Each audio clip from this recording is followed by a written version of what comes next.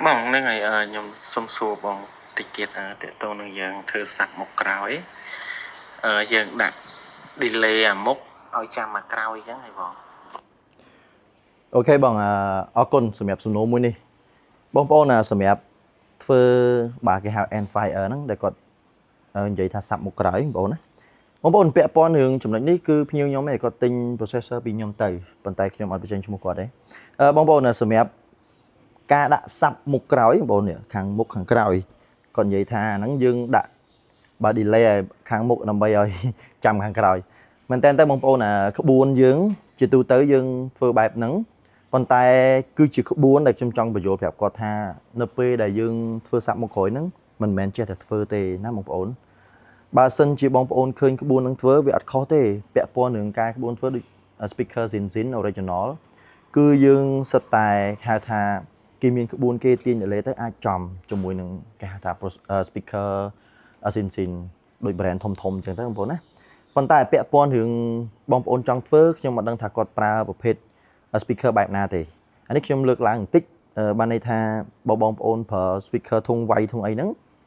បើសិនជាបងប្អូនសិក្សាដង្ហើមខ្យល់នៃធុងនឹងត្រូវហើយបងប្អូនដាក់មកវាស់ចាក់អីទៅបើសិនជាយើងគុណគូក្បួនណាក្បួនមកយើងអត់បាច់ចាក់ OTA យើងនិយាយក្នុងនេះក្នុងន័យហ្នឹងបងប្អូនគ្រាន់តែនិយាយចំទៅបងប្អូនគ្រាន់តែបូកដកគុណចែកជម្រៅធុងដើម្បីយើងគួរដាក់ធុងកម្រិតគ្នាពីណាទៅណាបាទហើយគេហៅថាគុណបាទបូកដកគុណចែកជាមួយនឹងគេហៅថាខ្ញុំនិយាយទៅគេហៅថារលកនៃសម្លេងធាតុអាកាសយើងហ្នឹងបាទតើក្នុងប្រទេសយើងតើគួរគុណនឹងប្រមាណចែកនឹងប្រមាណបាទអញ្ចឹងលោកនៃសម្លេងធាតុអាកាសប្រទេសយើងដូចជា36 37ចន្លោះពីហ្នឹងអញ្ចឹងបងប្អូនអាចគុណនឹង350ជាងបាទរលកធាតុអាកាសស្ដីខ្ញុំប្រាប់បងប្អូន353អញ្ចឹងទៅឧទាហរណ៍អញ្ចឹងអានេះជាក្បួនរូបមន្តដែលយើងបូកដកទៅតាមហ្នឹងអញ្ចឹងហើយបានយើងស្វែងរក delay ដើម្បីយកទៅបាទធ្វើនៅក្នុង crossover ខ្លួនយើងចែកហើយអីហើយធ្វើហើយបងប្អូនណាក្នុងនេះខ្ញុំចង់និយាយថាបើពាក់ព័ន្ធនឹងធ្វើអញ្ចឹងខ្ញុំក៏អត់ឡាញធ្វើដែរខ្ញុំអាចធ្វើមិនបាច់ចាក់ OTA ក៏បានដែរយើងធ្វើអញ្ចឹងទៅហើយយើងស្ដាប់ជាក់ស្ដែងទៅក៏បានដែរមែនតើទៅអ្វីដែលគេវិវត្តលឿននេះគឺបានន័យថាបងប្អូន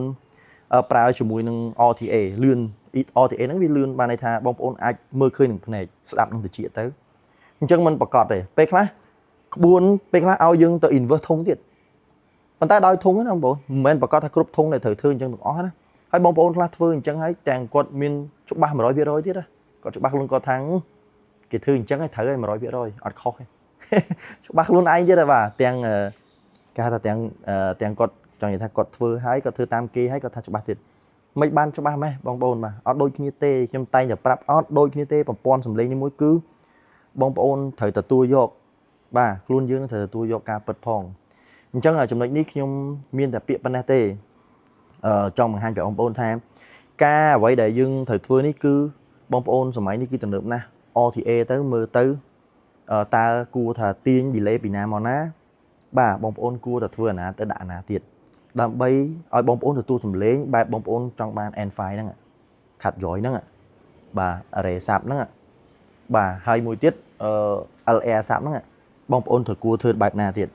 អញ្ចឹងក្នុងថ្ងៃនេះខ្ញុំចែកម្លែកបងប្អូនប៉ុណ្ណឹងមិនមែនទេទៅមិនមែនចេះតែគ្រាន់តែនឹកឃើញធ្វើតាមគេឬក៏តិច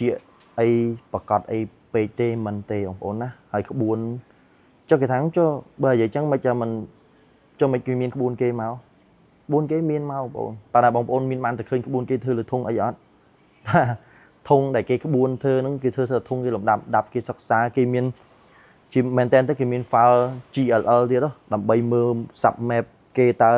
កម្រិតសម្លេងហ្នឹងចេញដល់ពីណាដល់ណាបាទប្រហែល dB បាទរឿងច្រើនអញ្ចឹងបងប្អូនធ្វើក្បួនហ្នឹងវាពាក់ព័ន្ធរឿងខ្ញុំនិយាយបន្ថែមទៀតពាក់ព័ន្ធនឹងកាត់ crossover ក្នុង processor បងប្អូនទៀតក្នុង sub បងប្អូនទៀតតើបងប្អូនកាត់ប៉ុណ្ណាដាក់ប៉ុណ្ណាចែកនឹងប៉ុណ្ណាបាទអានឹងក្បួនណាក្បួនគេធ្វើបងប្អូនអញ្ចឹងមិនមែនគ្រាន់តែនឹកឃើញធ្វើបានទេអញ្ចឹងក្នុងន័យខ្ញុំនេះគឺខ្ញុំចង់ជំរាបប្រាប់បងប្អូនហើយបើបងប្អូនប្រើបើ mic RTA ល្អទៅកាន់តែល្អទៀតអញ្ចឹងទៅចាប់បានកាន់តែឆ្ងាយទៀតទៅបាទបើបងប្អូនប្រើកម្មវិធីដែលមាន license ទៅវាច្បាស់អញ្ចឹងទៅបងប្អូនបាទអញ្ចឹងក្នុងន័យនេះសូមបងប្អូនផ្លាស់ប្ដូរផ្នត់គំនិតបាទមកវិញបានន័យថាយើងត្រូវរៀនទទួលយកនៅអ្វីជាការពិតហើយបើបងប្អូន នៅពេលដែលបងប្អូនចេះធ្វើវាប្រើបានត្រឹមត្រូវ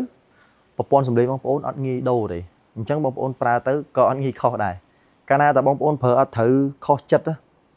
បងប្អូនខ្ញុំជឿជាក់ហ្មង 100% ទៅលេងចេះទៅបញ្ហាលេងចុះបញ្ហាបើមិនខូចនេះខូចនោះអញ្ចឹងរកស៊ីអត់សល់លុយប្រហែលទេកាលណាអត់សល់លុយបងប្អូនពិតជាពិបាកនឹងទទួលយកមែនតើហើយអញ្ចឹងទៅចាប់ផ្ដើមបងប្អូនអាច drama បានហើយថារបរនេះមួយគឺរកអត់សល់លុយទេបាទខាតរហូតធ្វើមិនត្រូវដោយសារបងប្អូនអត់ទទួលការរៀនបងប្អូនទៅរៀនទៅបងប្អូនរៀនខាងណាក៏បានដែរឲ្យតែការរៀនអញ្ចឹងកើតមកគឺបងប្អូនត្រូវតែរៀនសូម្បីខ្ញុំក៏អត់ចេះដែរដំបូងដល់ពេលយើងរៀនបាទឆ្លងកាត់អនុវត្តបងប្អូនទទួលការអត់ធ្មត់មកបងប្អូនធ្វើទៅជោគជ័យហើយប៉ុន្តែបងប្អូនថាកើតមកស្រួលៗងាយធ្វើអត់ងាយទេបងប្អូនអញ្ចឹងថ្ងៃនេះខ្ញុំមានតែប៉ុណ្្នឹងហើយខ្ញុំសូមលើកឡើងក៏ដូចជា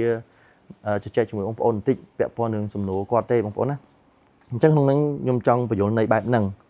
ហើយពាក់ព័ន្ធនឹង N5 ហ្នឹងគាត់សួរហ្នឹងសរុបមកវិញគឺមិនមែនគ្រាន់តែដាក់ទៅទាញតែ delay ស្ដាប់ទៅត្រូវទេវាពាក់ព័ន្ធនឹងកាត់ cross over របស់បងប្អូនទៀតតើបងប្អូនកាត់ប៉ុន្មាន decibel បាទ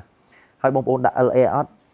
N5 ហ្នឹងមកក្រោយហ្នឹងឬក៏បងប្អូនមួយទៀតបងប្អូនដាក់វានៅកណ្ដាលឆាកគេហៅ mono sub ប៉ុន្តែ mono sub ហ្នឹងយើងលេងមកក្រោយដែរ N5 ដែរអញ្ចឹងតើសលេងគួរទទួលបានបែបណាអញ្ចឹងក្នុងន័យនេះខ្ញុំមានតែប៉ុណ្្នឹងហើយបងប្អូនត្រូវការដូចខ្ញុំតែងតែបង្ហោះពាក់ព័ន្ធនឹង license tuning ខ្ញុំមានលក់ទេlicense ហ្នឹងគ្រូខ្ញុំគាត់ឲ្យលក់មកអញ្ចឹងយើងបងប្អូនត្រូវការអាចទិញយកទៅប្រើរៀនប្រើបានហើយបងប្អូនចង់រៀនបាទ tuning system ខ្ញុំក៏ទទួលបង្រៀនដែរបាទអរគុណច្រើនហើយខ្ញុំក៏អរគុណសិស្សខ្ញុំដែរដែលគាត់បានទទួលបង្រៀនទៅគាត់បានយល់ដឹងបន្ថែមអញ្ចឹងបងប្អូនដើម្បីកុំឲ្យខកបំណងបងប្អូនចាយលុយរាប់ម៉ឺនទិញអីវ៉ាន់ហ្នឹងអញ្ចឹងបងប្អូនគួរតែចាយលុយរៀនបន្ថែមតិចទៀតទៅអត់ខុសទេអញ្ចឹងលុយរៀនបើសាច់រៀនមិនម៉ានទេបើបងប្អូនទទួលការរៀនបងប្អូនអាចបដូរខ្លួនឯងហើយអាចចេះប្រើខ្លួនឯងដោយមិនបាច់ចាំបាច់ពឹងគេច្រើនទេអញ្ចឹងបងប្អូនអាចធ្វើបានហើយខ្ញុំសូមអរគុណបងប្អូនអ្នកទស្សនាវីដេអូនេះដែរសូមអធិស្ឋានសម្រាប់បើសិននិយាយទៅលុះខ្វះខាតអីឬក៏ខុសឆ្គងអីបាទអរគុណបាទ